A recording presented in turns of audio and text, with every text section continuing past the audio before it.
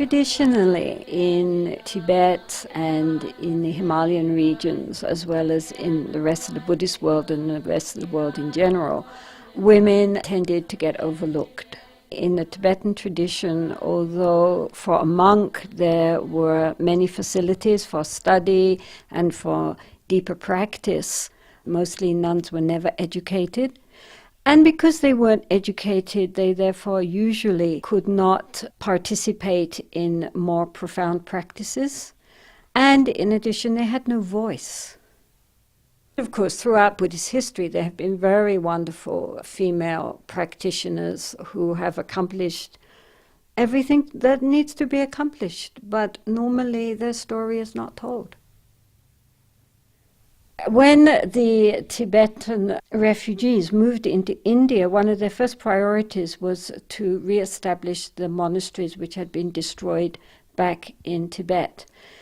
However, it took many, many years before people began to recognize that nothing was being done for the women, for the nuns. And many nuns ordained, lived their lives and died, basically in a state of great devotion but total ignorance as to the meaning and practice of the Dharma. The 8th Gampo Rinpoche Dongyu Nyima had asked me on a number of occasions to start a nunnery.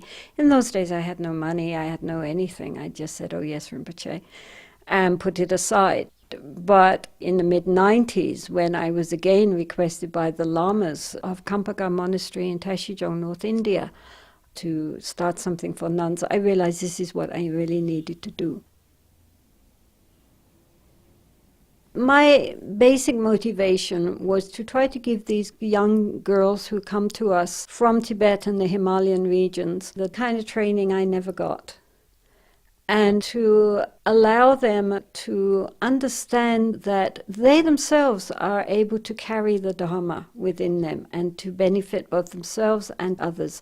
They don't have to think it's only the male side of the population who can realize anything, who can make a contribution. Just to encourage them to respect themselves and each other and recognize each other's very unique potential. Because, as I said, the female voice has not been heard up to now. And so we're hoping in the next generations to come that it will be heard and that it will be its own very special, unique voice, which will be of great benefit to many beings. First of all, we had to find girls who wanted to be nuns. That was the easiest part. We had to find suitable land, and we needed to find the funding to buy this suitable land and to support the nuns. I spent about 2 years altogether looking for land in our area. It needed to be the kind of land on which one could actually build, because this is a hilly area, so a lot of land is very mountainous.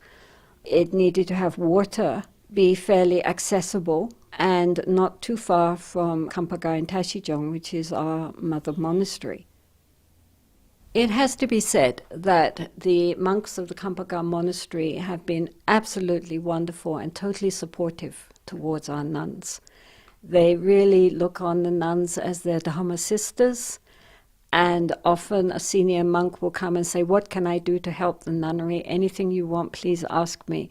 Monks from Kampagar have come every week to teach the nuns rituals and how to make tormas, how to play the various musical instruments, how to do the chanting.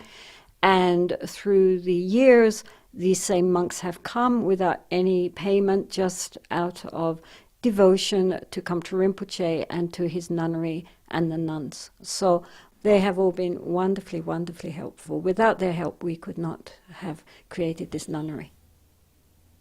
During any kind of monastic functions, the nuns are invited inside the temple. Before, they used to sit outside with the lay people. After a few years, Gampo Rinpoche one time phoned me and said the nuns should sit inside the temple, not outside the temple. So I told the nuns, Gampo Rinpoche says, you should come inside. And so they were very nervous, but they all sort of slunk in. And meantime, one of the monks was rolling up the carpet on which the monks sit. And I said, well, now the nuns are coming in. Gampo Rinpoche said the nuns should sit inside the temple. And he said, well, these carpets can only be sat on by monks. This is a Kampaga custom. And I said, but, the nuns are here. They can't sit on the cold floor. And he said, well, I'm really sorry, but this is only for monks. This is Kampaga custom. So I said, okay, so now we're going to change the custom. From now on, these mats can be sat on by monks and nuns of Kampaga. So he thought, and he looked at another monk who shrugged, and then he unrolled the mats again. I said to the nuns, sit down quick. So since that time, they've always put out mats for the nuns to sit on. We looked at a lot of land, but it was very hard to find anything suitable. So then I went back again to look at the land which had first been offered to us by Tashijong itself, which in the beginning I had rejected because I felt it was too small. It was only about 7 acres. But when we went back to look at the land, it had everything, except it was a little smaller than we had wanted. So then we decided to purchase it. It's, of course, not at all a traditional design for a monastery or a nunnery. I just wanted to be somewhere which would be enhancing for the nuns, nourishing and beautiful. Many nunneries which I had visited in the early days looked more like women's prisons than like a nunnery, very depressing and very minimal. And so I felt it would be more nourishing for the nuns to have an environment which was aesthetically pleasing. The architects did a very good job of designing these dormitories, which are really very striking, actually. It's circular on 2 stories. The nuns share rooms, 2 or 3 to a room. I wanted that there should be grass and flowers and an inside open courtyards so that the nuns could be out in the open, at the same time being very private. Also, I felt it would be nice to maybe have more rounded feeling rather than always endless squares and rectangles. Both in our temple and in the study center shrine room, we have tried to emphasize various female Buddhas and Bodhisattvas, because I think so often you go into a temple, even in a nunnery, and one is surrounded only by male images.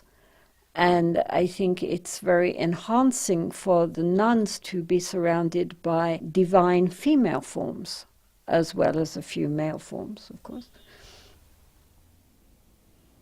Dongyu Gatsal Ling belongs to the Drukpa Kagyu lineage, which was started in the 12th century by Sangpa Gyare, and is particularly prevalent not only in eastern Tibet, in Nongchen, but also in the Himalayan border regions, especially Bhutan, Ladakh, Lahul, and Kinur. So many of our nuns come from this region, and we're the only Drukpa Kagyu nunnery which offers also an educational program.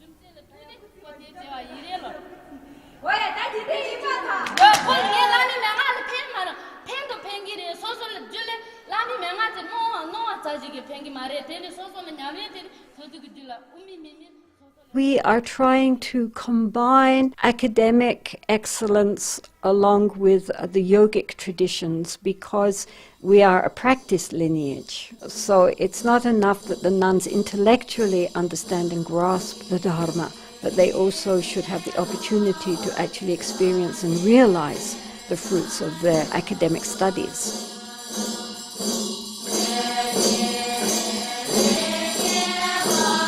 So therefore, although most of the year is dedicated to a study program, they still have everyday opportunities for quiet sitting, and in the rainy season they do a 2-month silent retreat during which they carry out the various practices of our tradition.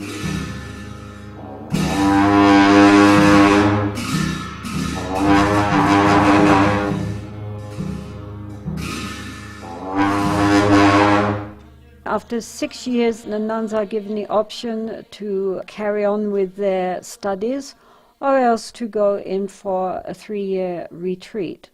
We are hoping also that in the future some of these girls, as more and more enter into retreat, some of them can be trained up to become yoginis or tokdenma. My name is Dejin Chudan. I'm from Kinnaur, which is in Himalayas in India. I'm a Buddhist nun in the Gatsal Nunnery. In the future, there is lots of options. Some nuns study, then some nuns living in retreat, and some is getting degrees, and some is helping the peoples. So there is lots of options to do. My aim is in the future living in retreat and get some spiritual knowledge. But of course these girls cannot live their life of purity and dedication unless they receive some kind of help, some kind of support. Because however dedicated they may be, nonetheless they need to eat. Sometimes they get sick, they need medical help.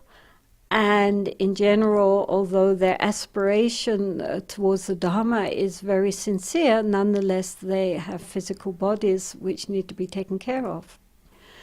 In the future, we have to think, how are these nuns going to keep going? How can they continue with their studies and their practices and carry on without being dragged down into a lot of financial worries? Because where will they get enough support? And for this reason, we felt it made sense to try to raise an endowment fund, a corpus of money which could be invested. So they will have enough money to cover food and medical expenses and maintenance for the buildings and so forth, so they can carry on. So this is our next really big project, to try to raise enough funding so that we can help to maintain the nuns into the future. Dongyu Gatsal Ling basically has been built on donations from people all over the world, both East and West. Without that, we could not have done anything. So we're deeply grateful to really thousands of people around the world, most of whom have never been here, many of whom I have never even met, and yet from the depths of their goodness in their hearts, they have come forward to help and support these young girls who without their help would not have the possibility to go forward in the Dharma life. So we're very, very, very grateful.